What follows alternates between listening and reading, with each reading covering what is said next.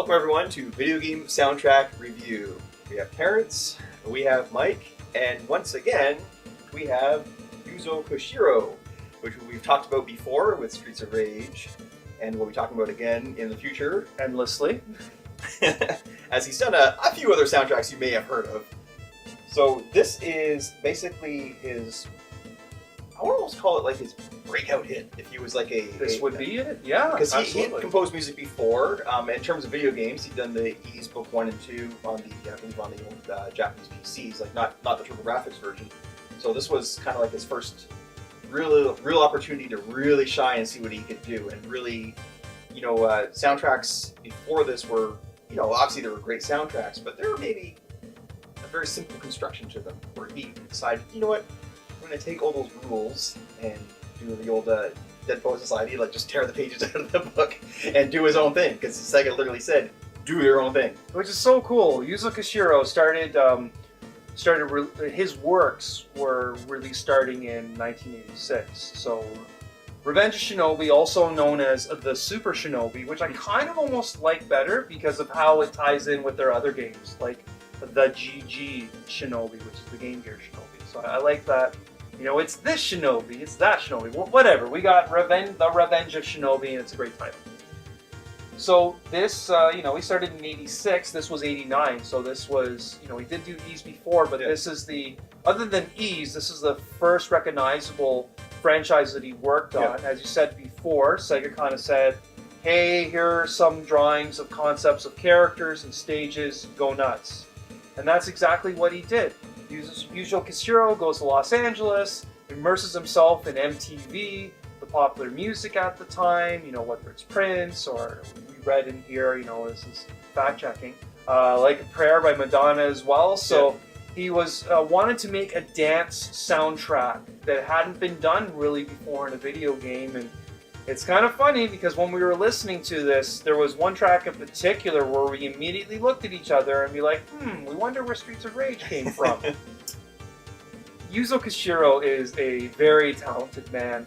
He's made several fantastic soundtracks, and considering this would be, you know, say, until I see a vinyl release of Ys, the soundtrack on vinyl, I'm going to say that this is the first big title that he did.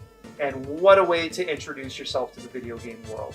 Absolutely, because he said he wanted to make like a dance type soundtrack for a game based off ninjas, which is kind of odd. But as we learned in several tracks, like a track called Chinatown, he still has like the Chinese/Japanese samples or style of music in there mixed with the dance, so it's still recognizable as a ninja game, but it's got something a bit more, I don't want to say the cliche and say a bit more 90s, but I guess technically, even though this was before the 90s, this was 89. We find with composers such as Yuzo Koshiro and other composers and songwriters seem to have this pretty interesting effect. Now, there's a band that we will talk about at length later on when we start to expand the types of vinyl that we talk about when we get into music that Mike and or myself deem to be important and that we should talk about. There's a great Canadian band, Saga, who made some phenomenal music, especially their first handful of albums, where aspects of their music I could totally see, if it wasn't directly, it was subconsciously influential to composers in the future, because you're hearing these tunes and these arrangements and you're going, this sounds like a video game soundtrack from 15, 20 years later. Pass the baton to people like Koshiro with Revenge of Shinobi, Super Adventure Island, ActRaiser, Streets of Rage, Shenmue, like the list goes on and on and on.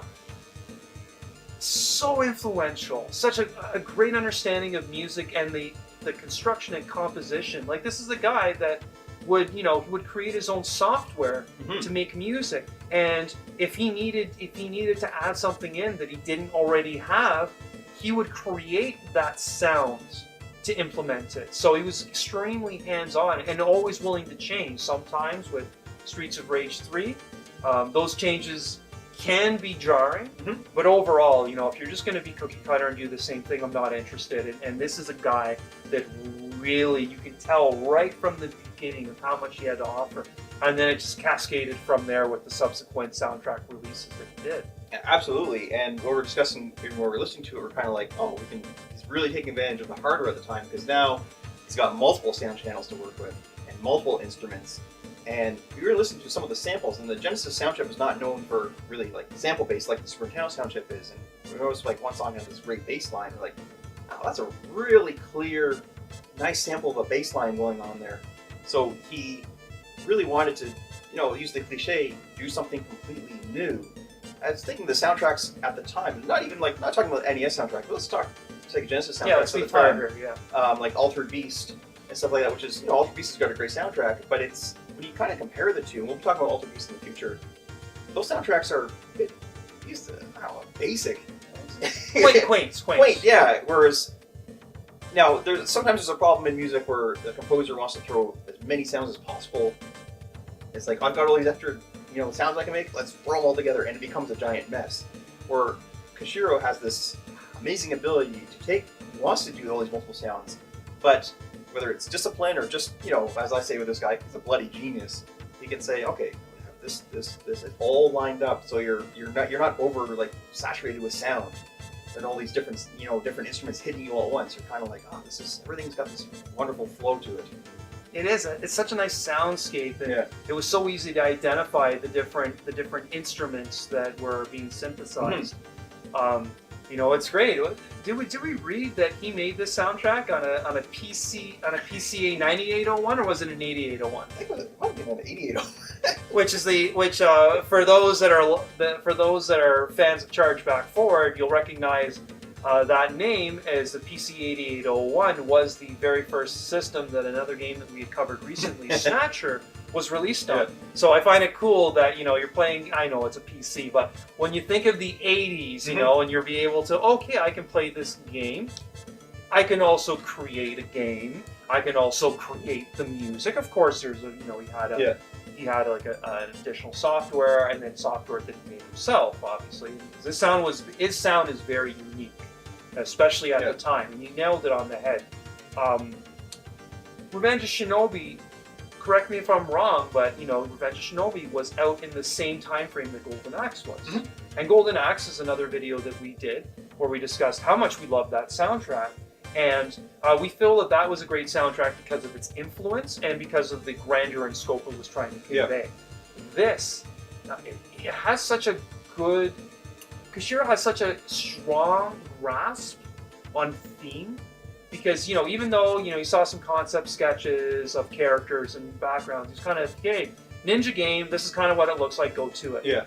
And he was able to, in my opinion, he was really able to kind of get into the dirt of the streets, in the earlier levels, and then Chinatown, and then the maze and other levels, the waterfall maze as well, where the music not only fit, but it felt not only a part, but also integral to it. Like it felt that if we would play the game without the music, it would be watching The Wizard of Oz all in black and white. Yes.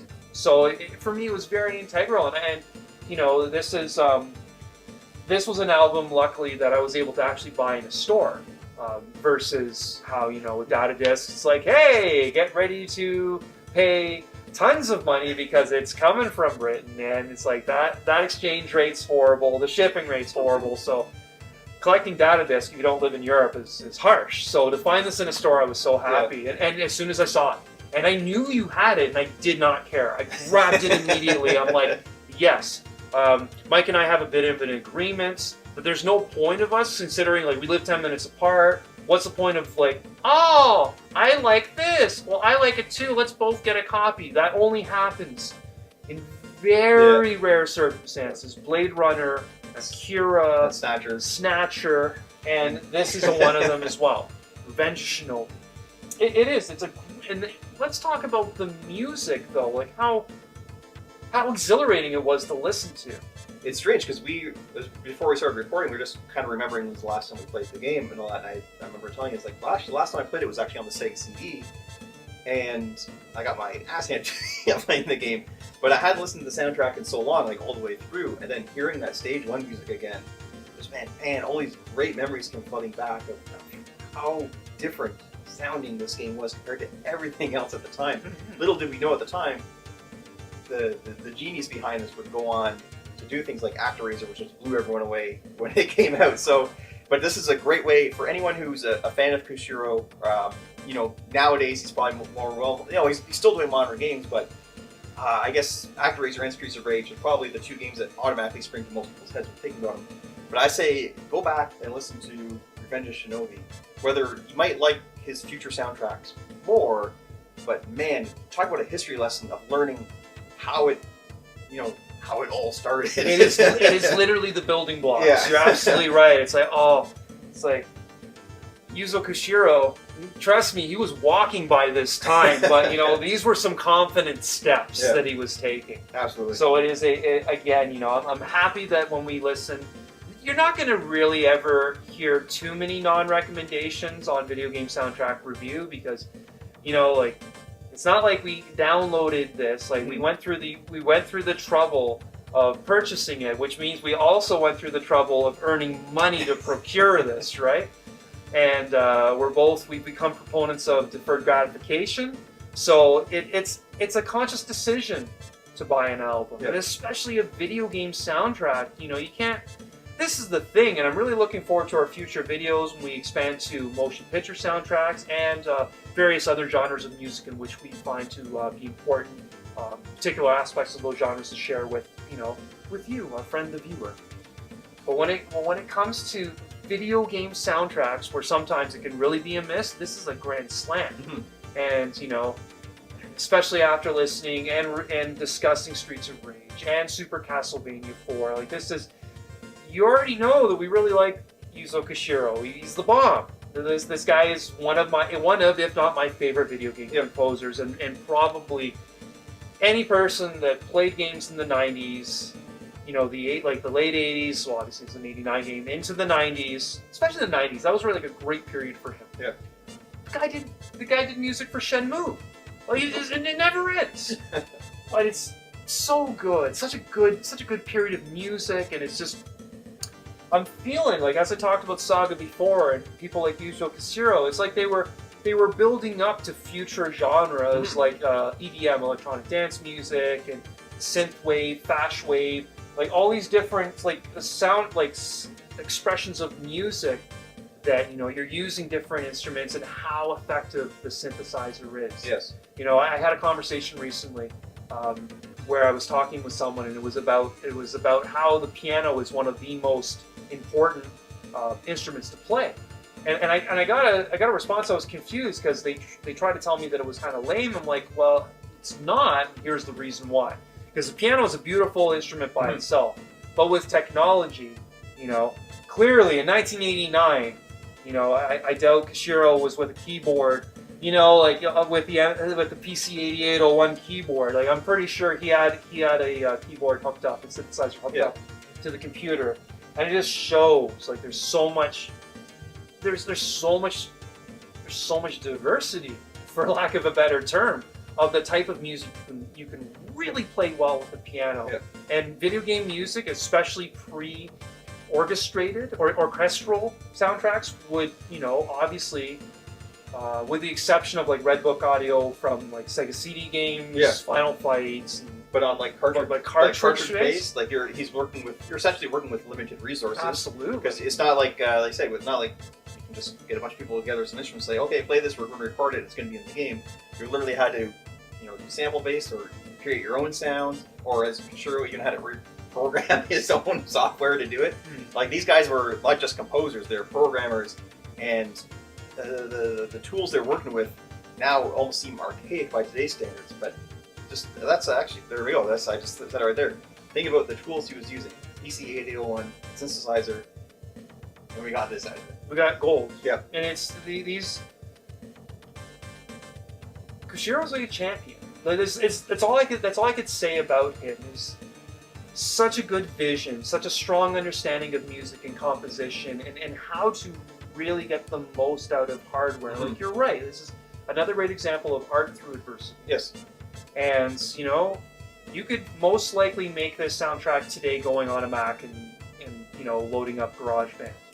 But the fact that this dude did this almost 30 years ago, and to have it sound like that, and to have it, you know, age so well as well. That's another thing that really shocked me. That's something that we found as well, specifically with Streets of Rage, is how much of the music did not feel dated. Yes. Timeless almost. Obviously, before a certain time, no, but you listen to Streets of Rage and you're kind of going, same thing with this. When you think about this, he got it there. It is the music that serves the game. He even said himself he never really envisioned people listening to his music independent of the game, but he is happy that it happens. But the guy's a genius, you know. Every soundtrack that we're familiar with from every game that he contributed to, his stamp is on it. So if we don't directly, you know, there was a point in time where we didn't directly know, and then when we found out, what was the response? He was like, "Well, yeah." So you know, again, this guy, Yuzo Koshiro, the guy's a genius. He's a musical genius. Yep. You know? So anything, pretty much anything. Even we will get to a very decisive soundtrack of his in the future, which will be Streets of Rage 3. Of course, we will have to do Streets of Rage 2 beforehand. But for someone that has a library of work such as Koshiro does, wow, what else can you do? High recommendation, which is going to come with the vast majority of Yuzo Koshiro soundtracks. So the Revenge of Shinobi is no exception.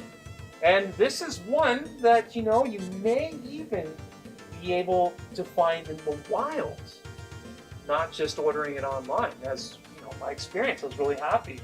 I think I've only bought 1 or 2 video game soundtracks where I actually picked it up and went, ooh, and then brought it home. The rest have been online, but whatever.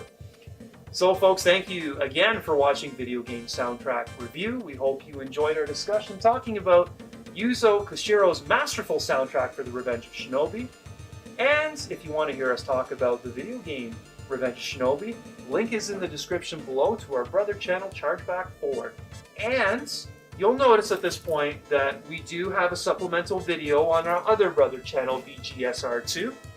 Sometimes we have gray, transparent, or translucent discs that we can light up from underneath. This time, though, I think they call this bone white. Bone white, yeah. Yeah, bone white. I like putting that HU in there. But yeah, it's again data disc. It's a beautiful disc. White, 180 grams. One thing that I do judge vinyl on, and most of them fail, and this is where I find older vinyl works, is when it says Revenge of the Shinobi upright. If I flip this around, I want it to say Revenge of Shinobi, the same spot. Unfortunately, as you can see, this is at a 90-degree angle. Some of the older vinyl that I have actually has it perfect, or if you flip it like this, it's upside down as well. I don't know, I'm just rambling. There you go. I just had a very, very, very rare geek out moment about vinyl. But one great thing about data discs before we go is I'm going to read you what's on the what's put on the what do they even call this? I can't remember. This is funny. I've like cataloged my entire collection and I've like have used this area. But anyways, it's a print on the actual vinyl and it says, "The world was once again swallowed in darkness." As I find it, Musashi sets out for the heart of Neo Z. Neo Z, of course, is the enemy in the game, and that was pretty lame, but whatever. It's good that they had it there. I like when they have little messages, you know? So, Revenge of Shinobi, great soundtrack, highly recommended. Check out our other videos, and surprise, surprise, we will be talking about Yuzo Koshiro's music in the future. So until then, thank you for watching, and we look forward to speaking with you again soon.